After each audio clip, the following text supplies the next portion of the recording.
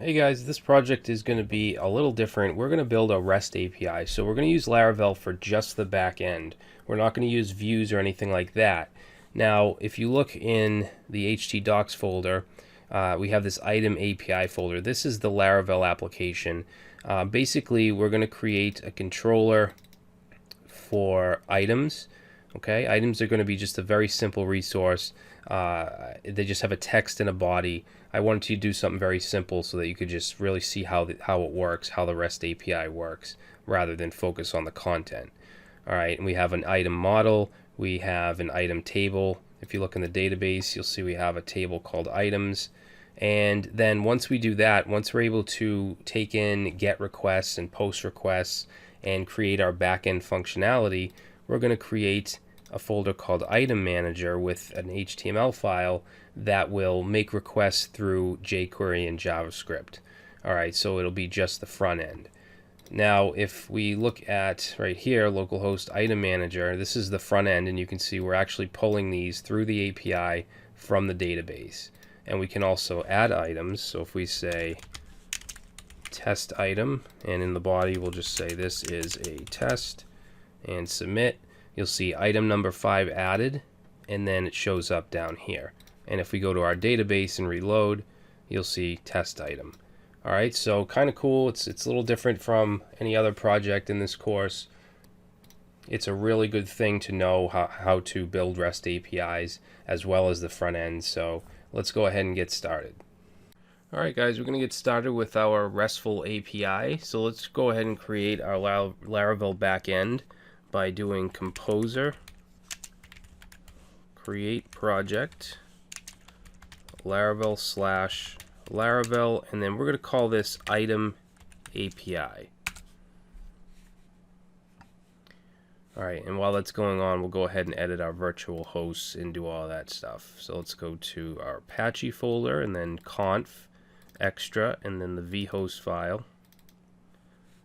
Okay, and we're going to I'm going to copy this, and this is going to go to htdocs / item API / public, and then for the server name, that's going to be item API.dev.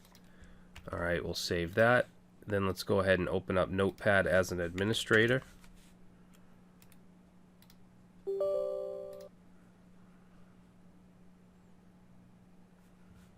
Okay, and where is it? Okay, we're going to open up our host file. And let's see, we're just going to go on the next line here and do 127.0.0.1 and then item API.dev. And we'll save that and close it up. All right, let's add that to Atom.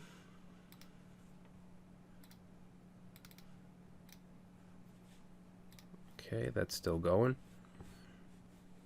And while we're waiting, we might as well create our database. So I'm going to go to phpMyAdmin, and we'll just call this item API, and we should be good to go. All right, so let's go ahead and create our controller. So we're going to cd into item API, and we're going to do php artisan, and let's do make controller, and we're going to call this items controller, and we just want to add on the end here -- resource, because we're going to need most of the resource functions. So we want index, we want update, store, all that stuff. So let's go ahead and run that. And then what we want to do is create our models, or model. So we'll do php artisan make model item, and then we're going to add -m so that we can create the migration file as well. All right, so let's go and add our database parameters in the .env file. So the database name is going to be item API. I'm going to put my username and my password. Okay, we'll save that. Now we have to go to the app service provider, which is in app providers and then app service provider, and then right here we're just going to say use illuminate/support slash facades slash schema. Actually, these should be uppercase, that F and this S. Alright, and then in the boot function, we're going to do schema default string length, and we're going to set that to 191. Alright, you might not have to do this, depend on when you're watching this. Alright, so let's go ahead and save that, and we should be all set to run our migrations. Actually, we need to edit the migration first. So we'll go to database migrations and then go to create items table. And this is going to be very, very simple. All we're going to have is a text field and a body field, because the main purpose of this isn't to build some awesome API, it's to show you how, and I want to just make the actual resource as simple as possible. So we'll have text and string, and this will be for body. Alright, so let's save it, and then we'll go and run PHP artisan migrate. Alright, let's go look at the database, and you can see we have our items items table here, structure. Alright, now as far as routes go, I'm going to go to the web.php, and then we're going to add a resource route here. So let's say route resource, and then I want the route to actually be API/items. Okay, and then we're going to set that to the items controller, and we'll save it. So that should be all we need to do in here. So let's close that up, and then we'll go to our controller, items controller, and basically what we want to be able to do is make a request to itemapi.dev/API/items. Okay, we want to be able to make a GET request to that route and have it reach in and get us the items from the database. Actually, you know what? This should be working. Items API.dev. Oh, you know what? We never restarted Apache. I think that's what's wrong here. So let's go ahead and do that. Nope, that didn't work either. Alright, so can we go to the home page at least? Nope. Oh, there we go. It's item API. Alright, so /API/items, and we get nothing, which is what it should give us. Now it's calling the index function in the items controller. So what we want to do here in the index is we want to grab all of the items and output them as JSON. Okay, we're not working with views here because this is just the back end. So what we'll do is say items equals item all. Okay, actually we need to bring in app/item. Need to bring in the model, and then we're getting all of them, and instead of returning a view, we're going to say return response, and we want it to be formatted as JSON, and then we want to just pass in the items. Alright, so if we reload this, we're going to get an empty array because there's nothing in the database. So let's go to phpMyAdmin and go ahead and just insert some stuff here. So let's say text will be item 1, body will just say this is item 1, and then we'll put in item 2, this is item 2. Alright, and now if we go back to that page and reload, you can see we get the stuff from the database. Now we can make a simple GET request in the browser, but if we want to make other types of requests, we need some kind of client, okay, because we're not using forms or anything. So what we're going to grab is a utility called Postman, and it's actually a Chrome extension. So right here, alright, and we're going to go ahead and just say add to Chrome, add app. And it's a standalone app that's built on Electron, which is actually a framework to build desktop apps with JavaScript. So it's really cool. All right, we'll click Postman, and that should open up. And I'm just going to say take me straight to the app, and this is the interface. All right, so we should be able to make a GET request just like we did here. So I'm just going to grab the URL, put that in here, and we want GET, but you can see we can choose all different types of requests. And if we say send, it's going to grab that data for us. All right, so we're returning all the items from the database. Now, if we want to be able to get a single item, then that's going to come from the show method, which is right here.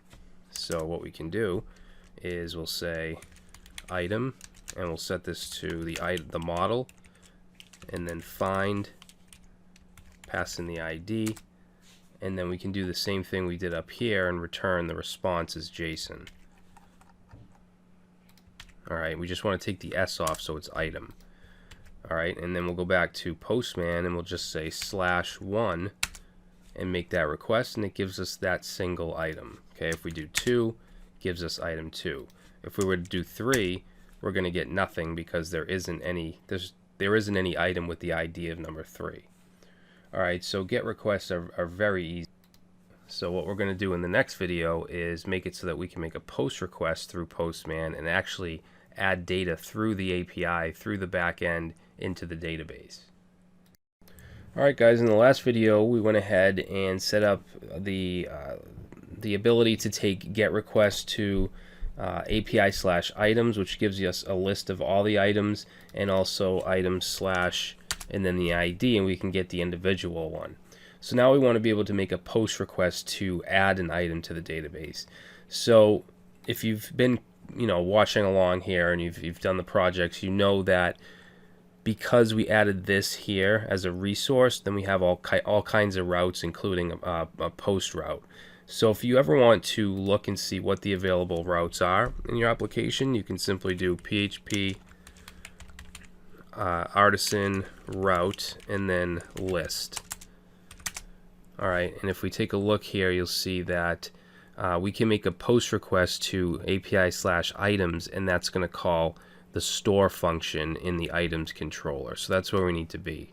Alright, so in the items controller, we'll go down, where is it? Right here, store.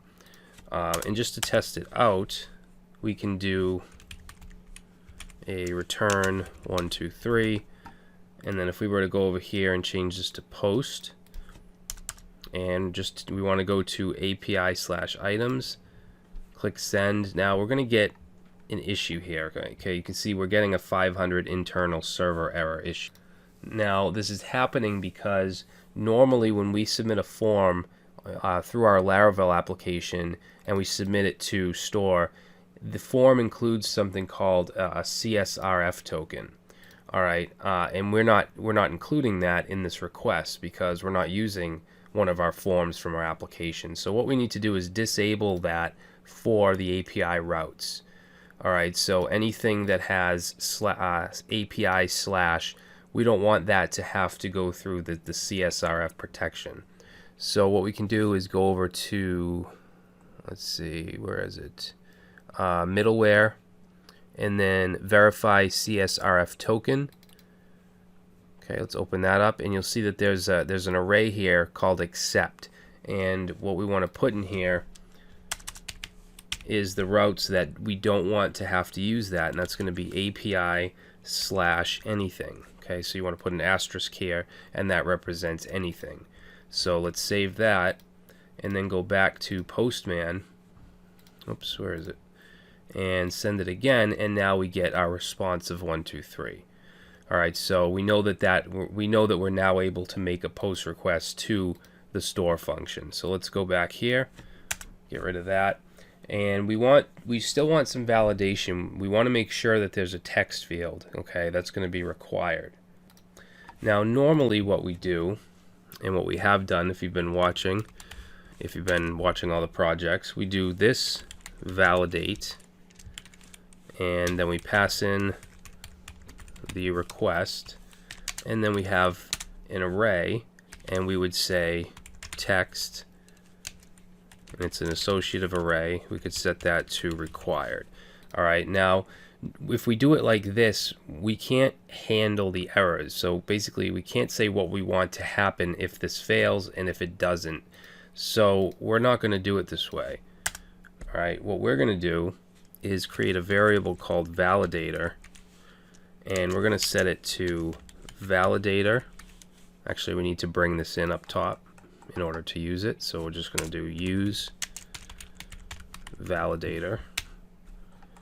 All right, and then we're going to call make. So validator make, and then in here we're going to pass in request all, which is a function, and then we're going to set a second parameter, which will be an array with our rules. So text, and then set that to required. Okay, so that works the same way.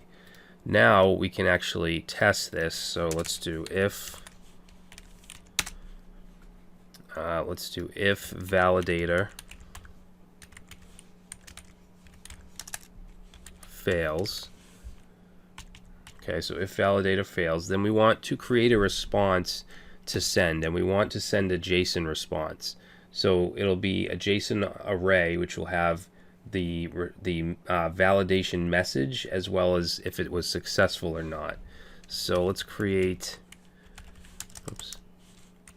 a variable called response, which we'll set to array. All right, and then we're going to have response, and we're going to set that to whatever the message is. So we can say validator messages. All right, and then let's put a comma here, and then we'll have an index of success, and that's going to be set to false in this situation because obviously that it didn't validate. All right, and then we just simply want to return the response. Okay, so that will do that. And then else, so if there is, if this passes, if there is a text field, we want to continue to insert that into our database. And we're going to do that just like we've been doing by creating a variable here. We'll call it item, and we'll say new item. And we actually have to bring that in up here as well. Oh, we did.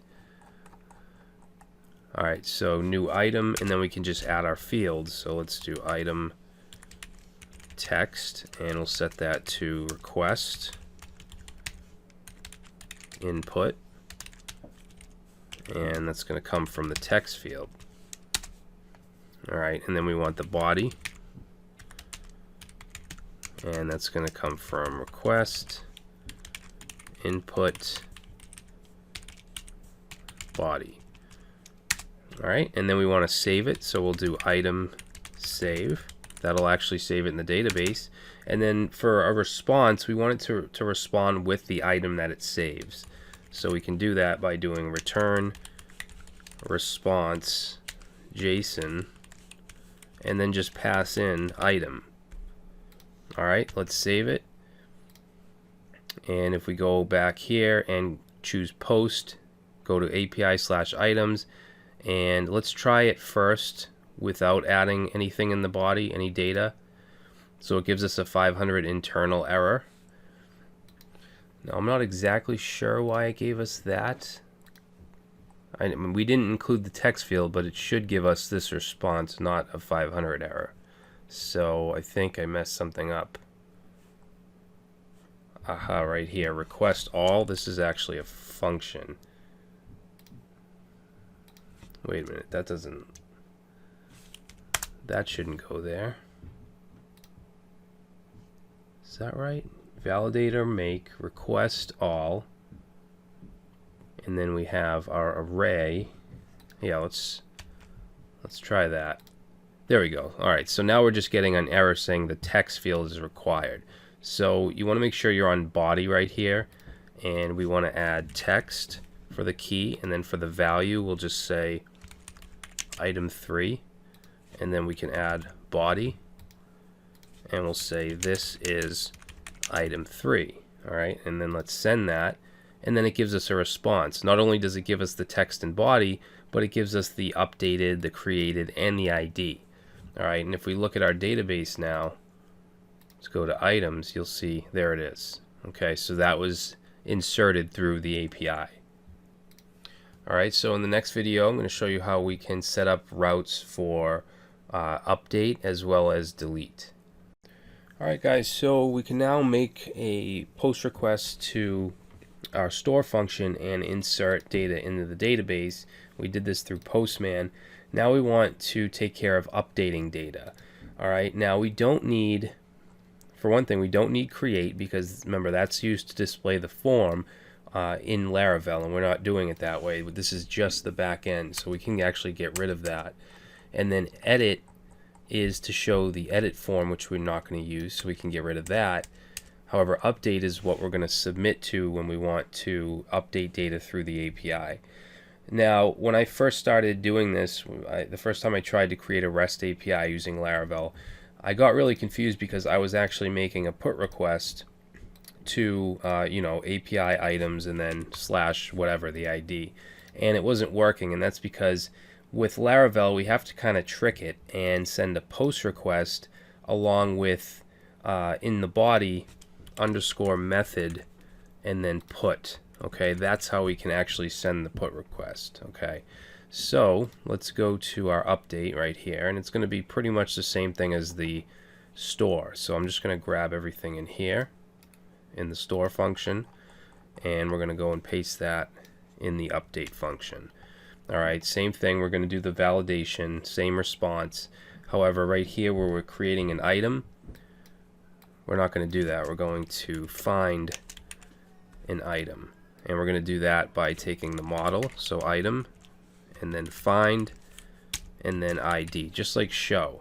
And then we're just going to apply the text, the body, save it, and then send the response.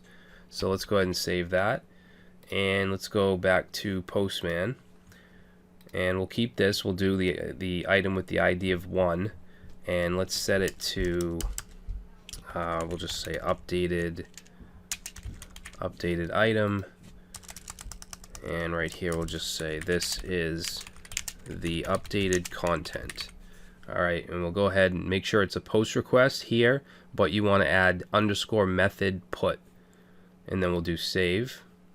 I'm sorry, not save, send, and it gives us that back, so ID1, and you can see it updated. If we look in our database, we should see the same thing. If I reload now,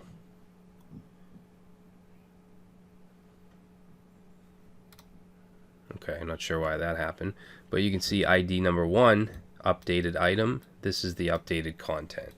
Alright, so that's how we can update data. So now we want to do delete, which is very, very simple. We're going to go down to the destroy function, and we just want to basically find it just like we did right here. I'll just copy that, and then we want to take that item and we want to do delete. Alright, and as far as a response, we could, let's grab this right here, and we'll paste that in. And instead of this message right here, we'll just say item deleted, and we're going to set success to true. Alright, and we'll return that. Now when we make the request from Postman, we're doing the same thing we did with the update. We're going to keep it as a post request, but we're going to set _method, we're going to set that to delete. Alright, and then we can actually get rid of the text in the body because we don't need that. And we'll say send, and we get item deleted. Okay, if we go over to our database and reload, item 1 is now gone. Alright, so we now have a full CRUD functionality API. Okay, we can create, read, update, and delete through this back-end API. So in the next video, I'm going to show you how we can start to build a front end using JavaScript and jQuery.